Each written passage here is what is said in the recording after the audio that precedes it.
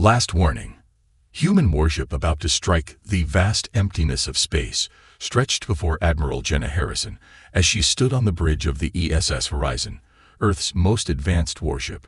Through the reinforced viewports, the distant stars seemed to mock their mission's gravity with their peaceful twinkle. The ship's stealth systems hummed quietly, maintaining their invisible approach toward Nexian space. Proximity alert, Lieutenant Rita Patil announced from her station, her dark eyes fixed on the holographic display. Nexian patrol vessel at coordinates 247 Mark III, range 30,000 kilometers. Harrison nodded, maintaining her composed demeanor despite the tension coursing through her body. Hold course. Let's see if our new cloaking technology is worth the 3 years of development. The bridge crew worked in practiced silence, each member aware that they were making history. The horizon represented humanity's response to years of Nexian aggression, not with brute force, but with innovation. The ship's quantum phase cloaking system didn't just bend light. It shifted the entire vessel slightly out of phase with normal spacetime. Admiral. Commander David Walsh called softly from his tactical station. We're receiving the encoded transmission from Earth Command. Harrison moved to the secure terminal, her steps measured and deliberate. The message confirmed her worst fears. Intelligence reports indicated the Nexians were preparing something big. Their recent activities around the Epsilon sector suggested they were ready to move against the human colonies. Dr. Blackwood to the bridge, she ordered through the ship's comm system. Within minutes, the ship's chief scientist arrived, his usually pristine lab coat showing signs of rushed work. Admiral. Marcus Blackwood acknowledged, running a hand through his graying hair. The quantum core is performing beyond expectations. We could maintain this cloak for weeks if necessary. Harrison gestured toward the tactical display. We may need to. Look at these energy readings from the Nexian facilities in the Epsilon sector. What do you make of them? Blackwood studied the data, his expression growing darker. These patterns, they're consistent with large-scale biological research. But the energy output is massive, far beyond what would be needed for medical research. Bioweapons? Harrison asked, though she already suspected the answer. Possibly. But there's something else. Blackwood manipulated the display, highlighting several data streams. These signature patterns suggest they're working with genetic material, specifically human genetic material. The implication sent a chill through the bridge. The Nexians, with their crystalline-based biology, had always viewed human adaptability as a threat. Their diplomatic overtures had masked years of preparation for what they saw as an inevitable conflict. Lieutenant Patel, Harrison called. What's the status of the Nexian patrol? They've adjusted course. Admiral.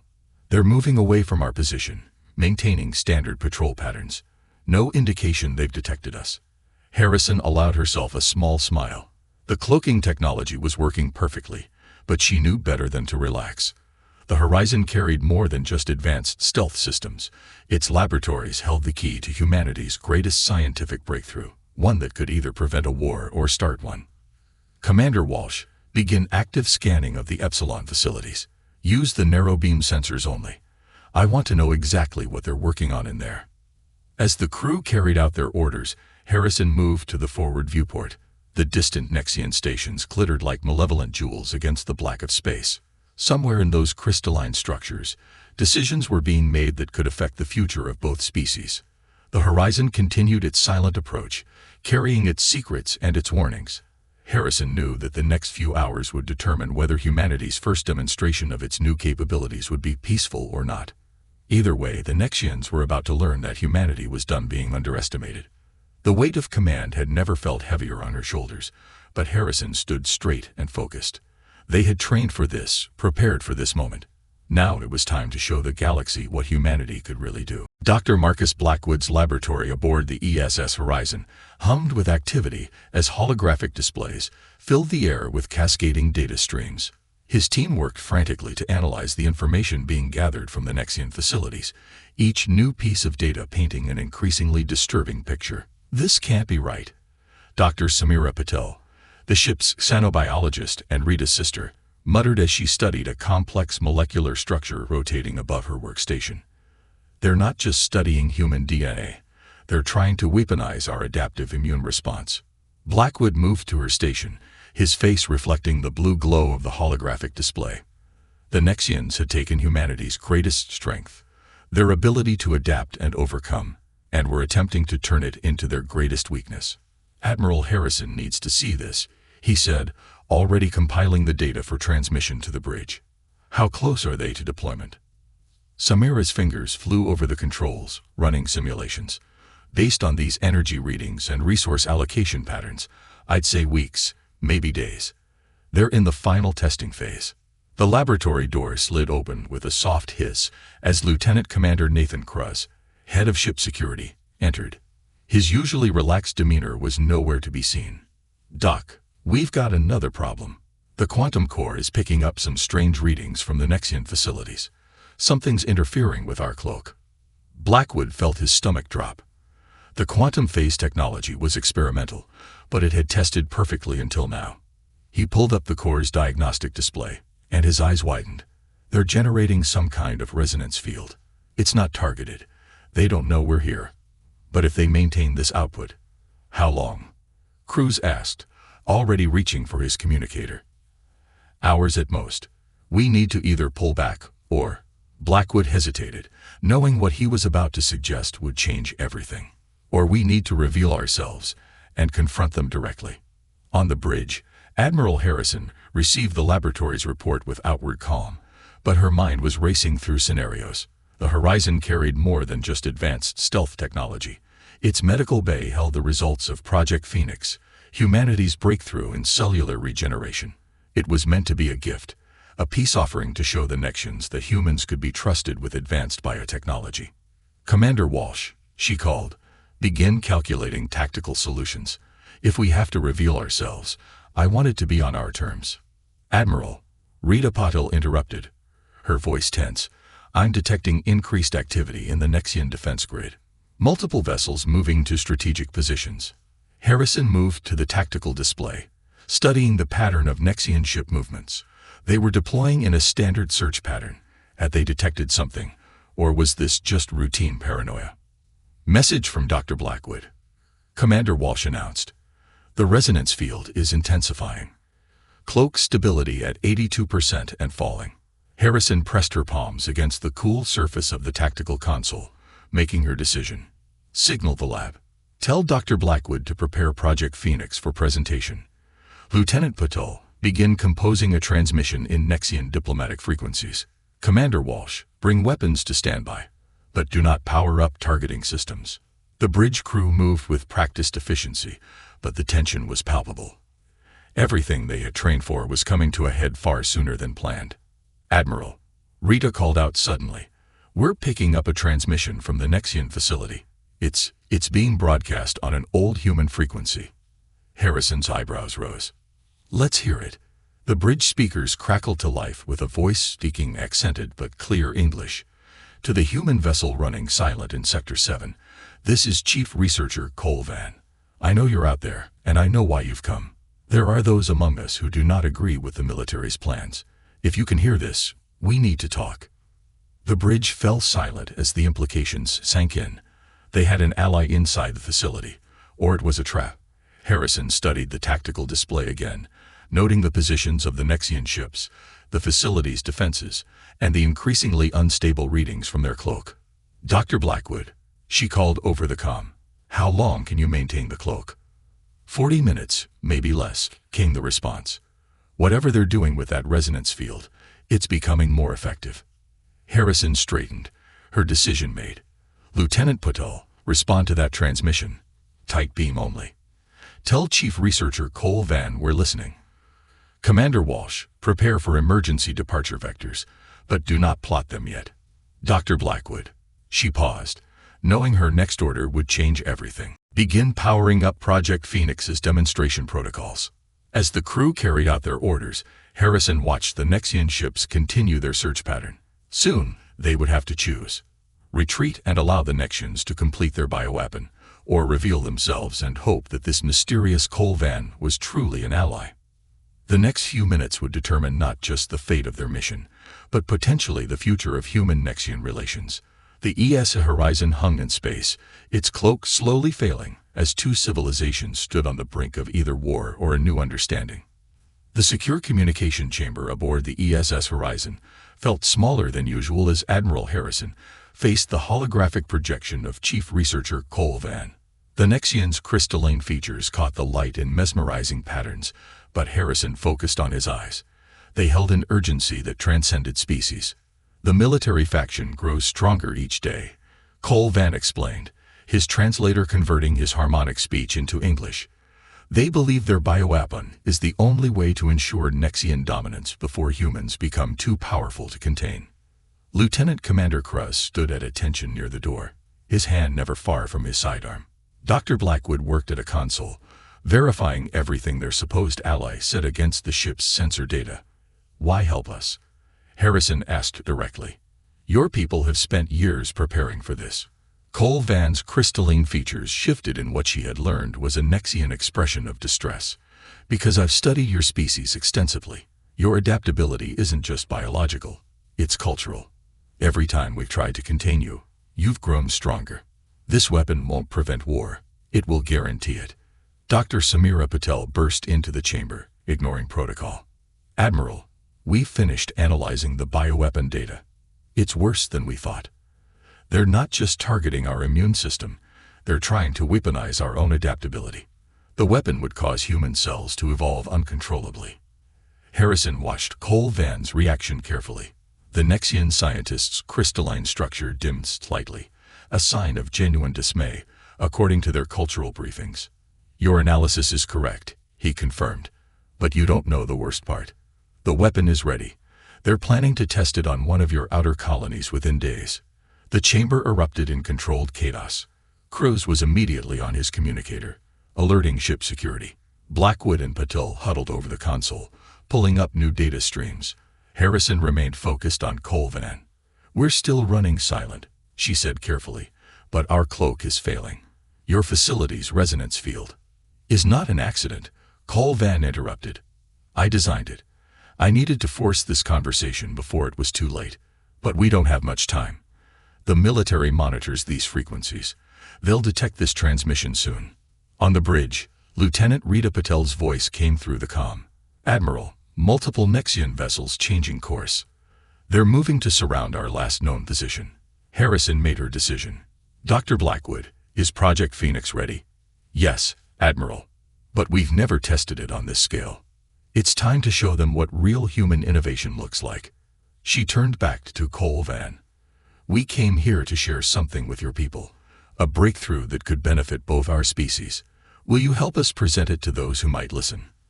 The Nexian scientist's crystalline structure brightened, a sign of hope or determination. "The Research Council. They're not all aligned with the military. If you can prove humans are willing to share advancement rather than hoard it." "Admiral," Rita's voice cut in urgently, "Nexian ships are powering weapons. Cloak stability at 31%. And falling." Commander Walsh added from his tactical station, "They'll have weapons locked the moment we decloak. We need to make a decision now." Harrison straightened, her mind made up. "Dr. Blackwood, begin Project Phoenix protocols. Lieutenant Patel, prepare to broadcast on all Nexian frequencies. Commander Walsh, power up defensive systems only. I want them to see we could have come armed for war, but chose not to." She turned back to Cole Van's hologram. "Can you get us an audience with the Research Council?" "Yes, but..." Static interrupted his image. "They're detecting our transmission. Military ships air." The hologram flickered out. "Admiral," Rita reported, 5 Nexian warships on intercept course. Cloak failing. Mark 15%, 12%. Harrison took her command chair, her voice carrying across the bridge with calm authority. "All hands, battle stations. Dr. Blackwood, prepare to show them what Project Phoenix can do. Let's hope we can change their minds before they force us to demonstrate humanity's other talents." The ESS Horizon hung in space, its cloak dissolving like morning mist, surrounded by Nexian warships. But unlike their previous encounters with humanity, the Nexians were about to learn that humans didn't just adapt to survive, they adapted to thrive. And sometimes, the greatest weapon wasn't the one that destroyed your enemy, but the one that turned them into allies. The ESS Horizon's cloak dissolved completely, revealing the sleek human vessel to the surrounding Nexian warships. Admiral Harrison stood on her bridge, watching as the crystalline ships adjusted their positions, weapons charged but holding fire. Broadcast channel open. Lieutenant Rita Patil announced, her fingers steady despite the tension.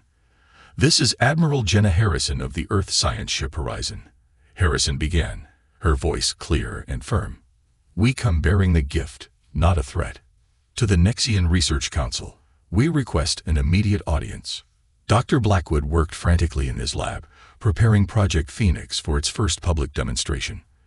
The regenerative technology they developed wasn't just about healing wounds or extending life. It was about proving that human adaptability could benefit all species. "Multiple signals incoming," Rita reported. "The Nexian Military Command is demanding our surrender. But there's another transmission, coded frequency, bearing the Research Council's signature." "Put them both through," Harrison ordered. The holographic display split, showing two very different Nexian faces. Military Commander Zexnar, his crystalline features sharp and aggressive, faced off against Research Council leader Tinval, whose more elaborate crystal patterns denoted age and wisdom. "Your presence here is an act of war," Zexnar declared. "Surrender now or we will hear them." Tinval interrupted, her harmonics carrying authority that made even the military commander pause. "Cole Van's transmission reached us before it was cut off. You claim to have something to share, Admiral Harrison." "Admiral," Dr. Blackwood's voice came through on a private channel. "Project Phoenix is ready. But you should know, the simulations suggest it might have an unexpected effect on Nexian crystalline biology. It could change them in ways we hadn't anticipated." Harrison took a deep breath. "What we're about to show you represents the true purpose of human adaptability. Not to conquer or compete, but to grow and help others grow." She nodded to Blackwood. "Doctor, begin the demonstration." The main screen filled with detailed molecular diagrams as Blackwood explained the technology. Project Phoenix didn't just repair damage. It taught cells how to evolve consciously, to adapt with purpose rather than random mutation. "Impossible," Zexnar scoffed, but Tinval leaned forward, her crystalline structure vibrating with interest. "The military's bioweapon would force human cells to evolve chaotically, destroying them," Harrison continued. "Project Phoenix shows how controlled evolution can benefit all life forms." "Dr. Blackwood, show them the Nexian applications." The display shifted, showing simulations of how the technology could be adapted to work with Nexian crystalline biology. Their rigid structures could become more adaptable without losing their essential nature. "You would share this technology?" Tinval asked, genuine surprise in her harmonics, "even after discovering our weapon program." "That's what you never understood about humans," Harrison replied. "We don't just adapt to survive, we adapt to help others survive too. Your weapon would have started a war. This can start a partnership." Suddenly, Lieutenant Commander Kruz's voice cut through the exchange.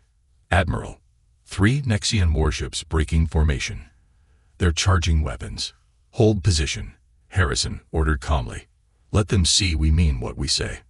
The Nexian ships fired, their energy beams streaking toward the horizon. But before Commander Walsh could raise shields, something unexpected happened. The crystalline structure of the attacking ships began to shimmer and change. By the first light, Tinval breathed. "The resonance field, it's interacting with your Phoenix radiation. It's affecting our ships." Dr. Blackwood's voice was filled with wonder. The demonstration program, when their weapons fire passed through it, it carried the Phoenix effect back to their ships. Their crystalline technology is adapting, evolving, just like our simulations predicted.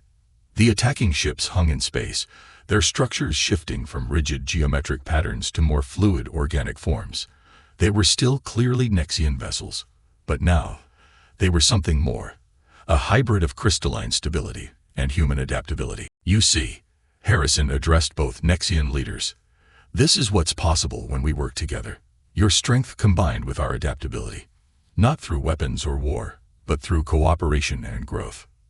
Zexnar's image flickered as he struggled to process what he was seeing.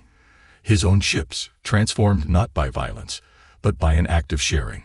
Tinval's crystalline features blazed with an inner light. "The Research Council calls for an immediate session," she announced. "Admiral Harrison, we invite you and your scientists to present this technology formally. Commander Zexnar, you will attend as well. It's time we all learned a lesson about the true nature of strength." As the Nexian ships stood down, their crews marveling at the changes in their vessels, Harrison allowed herself a small smile. They had come expecting to prevent a war. Instead, they might have just started a revolution, not through force of arms, but through the simple human trait of reaching out to help others grow. The great hall of the Nexian Research Council shimmered with crystalline light as Admiral Harrison stood before the assembled leaders. The events of the past few hours had transformed more than just ships. They had transformed possibilities.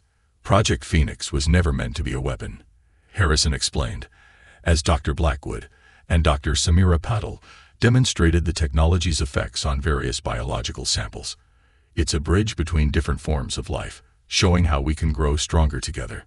The hall's organic crystal architecture, already beginning to show subtle changes from exposure to Phoenix radiation, seemed to pulse with new energy. Nexian scientists crowded around the human team, their natural crystalline resonance humming with excitement as they witnessed cellular structures adapting and evolving in controlled, beneficial ways. Commander Zexnar stood at the back of the hall, his military bearing unchanged, but his crystalline features showing signs of internal conflict. And what prevents humans from using this technology to override our natural forms completely? He challenged.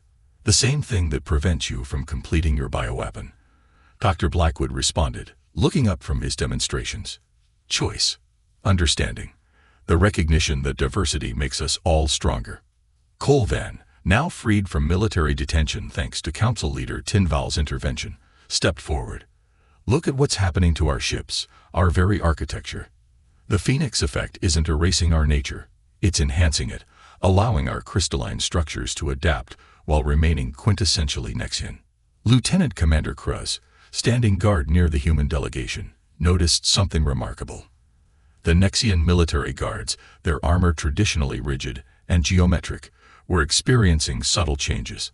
The crystalline plates were becoming more flexible, more responsive, yet still maintaining their protective properties. Your bioweapon would have forced chaos onto human biology, Harrison addressed Zexnar directly. Project Phoenix offers control, choice, and collaboration. The question isn't whether we can change each other, it's how we choose to do it. Tinval raised her crystalline form to its full height, addressing the assembled council. For centuries, we feared human adaptability. We saw it as a threat to our ordered existence. Now we see it was our own fear that threatened us. The humans have not only mastered their greatest trait, they've found a way to share it. Base. Ships exposed to the Phoenix effect were showing increased efficiency, better response times, and improved crew integration with their crystalline systems. Medical facilities reported breakthrough insights into treating previously chronic conditions. We propose a joint research initiative, Harrison announced. Equal partnership between human and Nexian scientists. Project Phoenix is just the beginning. Imagine what we could achieve together. The council chamber erupted in harmonics as Nexian leaders debated the proposal. But there was something different in their discussions now. The rigid patterns of their traditional discourse were evolving, becoming more flexible, more open to new possibilities. Commander Zexnar finally stepped forward, his military bearing somehow both unchanged and transformed. The military council withdraws its opposition, he declared. We have witnessed true strength today, not in destruction, but in transformation. Aboard the ESS Horizon, Lieutenant Rita Patil monitored the changes rippling through Nexian society. Admiral, she reported via secure link, the resonance patterns across their civilization are shifting. It's like their entire culture is adapting, but in a controlled, positive way. Dr. Samira Patel looked up from her biological samples, tears in her eyes. It's beautiful, she whispered. Their crystalline nature gives them stability, our adaptability gives them growth, and together we become more than we could ever be alone. Harrison completed the thought. She turned to address the council one final time. This is humanity's true gift to the galaxy, not our technology, but our understanding that real strength comes from helping others grow. The Great Hall's architecture pulsed with new patterns of light, its crystalline structures now flowing like liquid starlight while maintaining their essential strength. It was a perfect symbol of what was happening across Nexian civilization, not a surrender of their nature, but an evolution of it. As the council voted unanimously to accept the joint research initiative, Harrison reflected on their mission's original purpose. They had come to prevent a war. expecting to do it through force or diplomatic pressure. Instead, they had achieved something far more profound. They had shown that humanity's greatest power wasn't in adapting to overcome others, but in helping others adapt to become their best selves. The ES Horizon would return home not with news of military victory, but with something far more valuable, proof that the next step in human evolution wasn't just about changing ourselves, but about learning to help others change for the better. In the end, humanity's greatest achievement wasn't in reaching the stars, but in learning to shine in a way that helped other stars shine brighter.